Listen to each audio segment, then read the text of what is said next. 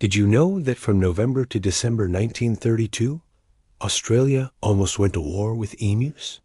In late 1932, the Australian government declared war on emus after they caused extensive damage to wheat crops in the Campion district of Western Australia. The emus were large, strong, and very destructive. They would eat the grain that farmers had spent months planting and cultivating, destroying their crops.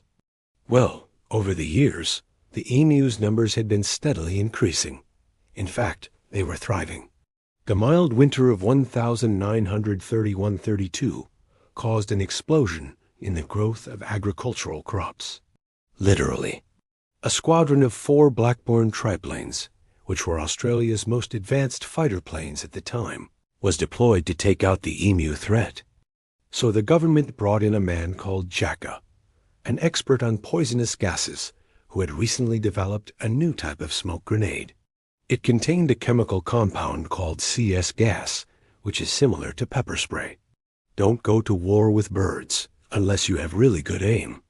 The idea was to throw the grenades into the emu gatherings and force them to flee.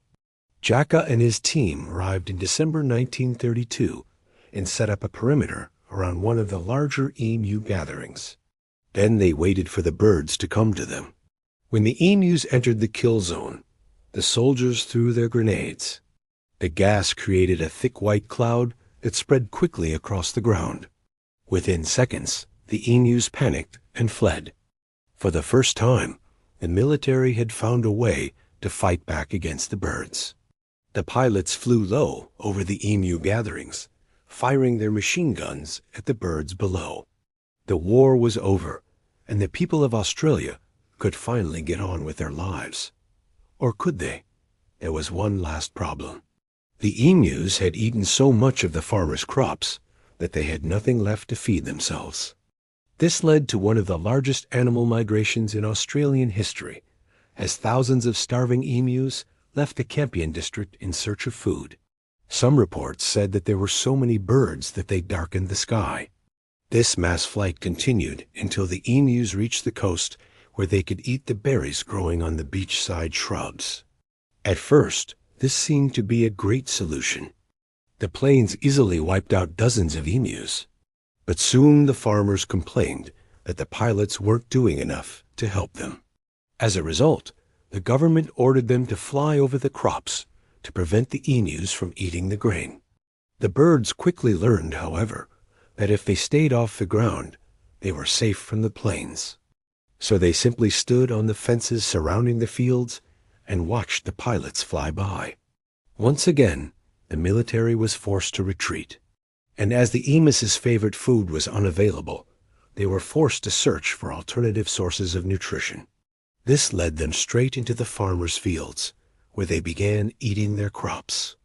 Farmers tried scaring the birds away by making loud noises and even setting up scarecrows, but these tactics didn't work.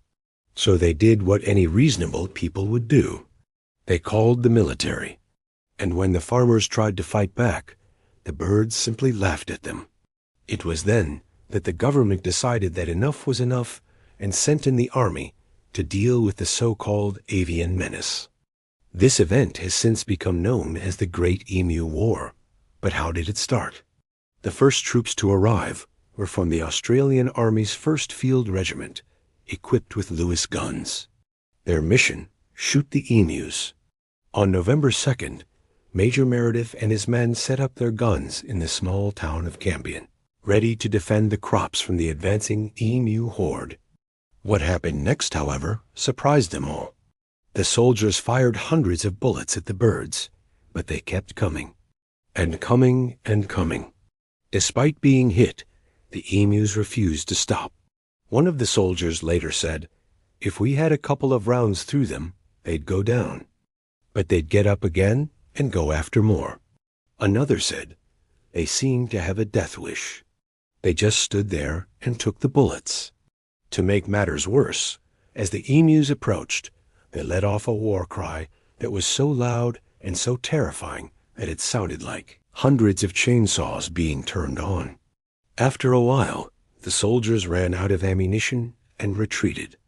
Soon afterwards, The emus ate all the grain in the farmers' fields and moved on to new feeding grounds.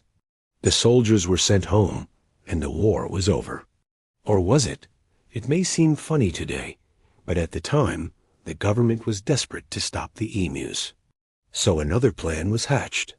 This time they called in the big guns. By now, the situation had become a real crisis. As the sun rose the next morning, the farmers came out to survey the damage. To their surprise, not a single emu remained. The Great Emu War was a humiliating defeat for the Australian military, but it also taught them an important lesson.